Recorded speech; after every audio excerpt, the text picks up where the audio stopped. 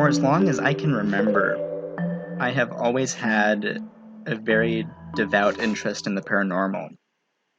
And with that interest came a whole bunch of experiences that I have yet to fully explain.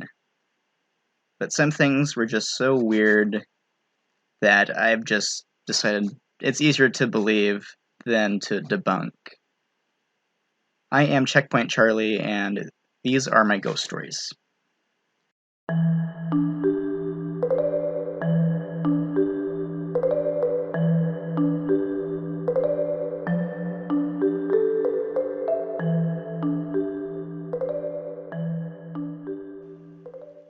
So this is a special episode because this is not my personal ghost story. This one comes from Redditor user therealmindyf. I was on Our Ghosts and I saw this interesting title called The Baby Man and a Few Other Experiences. And that was enough for me to click on it, and after I read it, I realized that this would be something very interesting to share. So I made sure to message this user. I have linked it in this video. I also made sure to get permission to tell it. So this is the account that was posted. I'm just going to read it as it is written. My mom, who passed away about 3 years ago, seemed to attract something off. Every house we lived in had activity, and one house in particular, in Merritt Island, Florida, was especially dark. I sometimes have nightmares about this house, which was in the area where the Fierce Ice tribe lived long ago. We were also just about a mile or so away from the famous Georgiana church and graveyard, which is reputed to be haunted. My mom had some psychological issues, but they were never clarified to me and my brothers. There's so much that happened over the years, I don't know where to begin. My mom was always complaining about the ghosts, and things happened a lot. Even my skeptic dad felt touched one night while he was cooking fish or something on the stove, and I could tell he was a little unnerved. Faucets would turn on, lights flicker, an electronic battleship buried in my closet started beeping one day. My younger brother and I started searching for the source of the noise, and we found the game under a bunch of junk in my closet, took it out, opened the battery case to take out the batteries when it wouldn't turn off. There weren't any batteries in it, but as soon as we took off the battery cover, it stopped beeping. The smoke detectors at every single house we ever lived in, and still happens occasionally when I walk under one, would go off so often it was unnerving. One time when I was very little, I had a dream about a fire. In a half-sleeping state, I thought stop, drop, and roll, like we were taught in school. I rolled out of bed, then sleep-crawled into the living room where my parents were watching TV, and I guess I sat on the couch. I don't remember that part. What I do remember is when my dad walked me back to my room, and as we passed under the smoke detector, it went off loudly. Weird for that to happen after I'd had a dream about a fire. It blurred once, then stopped. I never sleepwalked again, to my knowledge. I remember many times when the smoke detector would go off when I was home alone after school, and I'd run outside and sit in the yard till someone else came home. The scariest thing happened when I was grown and my oldest daughter was about 4 years old. My dad had had a heart attack and was recovering from surgery. I was an Air Force lieutenant at the time and took some leave to come home and help out for a week or so. We arrived at the house late and let ourselves in. The guest bedroom used to be my older brother's bedroom. My old bedroom and my younger brother's bedroom, along with the bathroom we shared, was at the end of the house. My parents had set up a toddler bed for my daughter against the wall opposite the queen-size bed. From the toddler bed, you could clearly see into the hallway. I tucked my daughter into the bed and crawled into the queen-size bed. I had just pulled up the blanket when my daughter started screaming like a banshee. My instincts kicked in, and as I ran to scoop her up, I noticed she was crying and pointing frantically into the hallway, like something there terrified her. I took her back into the bedroom and held her until she calmed down. I was afraid to ask what she'd seen, but I had to know. Her answer chills me to this day. She said, "A baby man." Over the years, as I grew older and eventually had 2 more children, my mother would frequently complain about the ghosts haunting her at the few other places she had lived. And the kids and I also experienced minor bits of activity at each home. Kids would hear their names called by family members who weren't home at the time.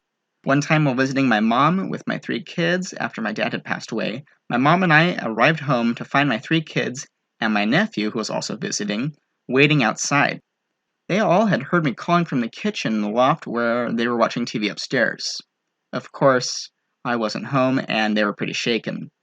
One time I woke up to the strong smell of talcum powder, which brought back memories of my grandmother, who had to sleep in my bed when she used to visit when I was young. One time I woke up to the strong smell of talcum powder, which brings back memories of my grandmother, who had to sleep in my bed with me when she used to visit when I was young. I hated my grandmother sleeping in my bed at that time, but the experience was sort of comforting. About 6 years ago, my mom became too ill to live by herself, and she came to live with me and 3 kids in New Smyrna Beach, Florida. She complained of the ghosts in her room, saying they would growl and run around her room like dogs. The growling noises weren't scary, though, but just sounded like a guy saying, "Grrr, grrr." Sorry for the lack of enthusiasm there.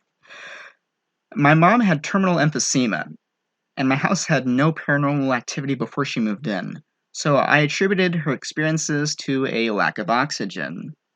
Until my youngest daughter heard the growls too. She was about 13 at the time. My mom and I never talked about the ghosts to the kids because we didn't want to scare them. But one night my daughter came into my room, crying and scared, saying she had heard a man growl and saying grrr, grrr in the exact same way that my mom had. I have 2 theories about why my mom attracted this activity, but I'll have to post an update later. I could go on and on with the strange experiences, but I've got to do some research for my next YouTube video, not about anything paranormal. Although these memories aren't exactly pleasant, they do make me think about my mom, and I wish I had asked her more questions about her and her life before she passed.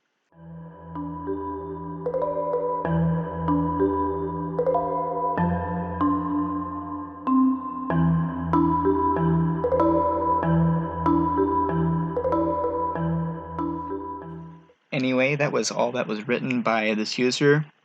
And this person also has a YouTube channel called Adventures for the Curious, which I will link below. So once again, thank you for giving me permission to share this story and giving it a wider audience. And let us know what you think, because I'm sure everything has an explanation, but, sometimes things are just so weird. Well, I guess what stood out to me the most was the repetition of things. So there was that time where this user was freaked out and couldn't stay at home alone because of the smoke alarms, and then years later, this person's children and relatives are also waiting outside for a grown-up to show up because they don't feel alone in this house. The aspect of the electronic thing, the electronic battleship that would turn on by itself despite the lack of batteries, that was making me think of another Redditor posted that video of the Dora the Explorer doll that had the batteries removed, but there's the video of the head turning, and that gained a lot of traction and popularity. I think that was pretty funny. And pretty freaky, don't get me wrong, but it's something that's very common in ghost stories is electronic interference. And they'll say that ghosts are trying to get more energy or trying to use their energy through other electronic devices, so that's why you'll have a lot of things going on very similar to that. One thing that also did stand out to me, which it's a really small detail, but it made me think of another story that didn't happen to me but happened to a friend. The user was talking about the smell of talcum powder, and it was making me think of olfactics, and that's smell. So it's really weird that you'd smell something like that.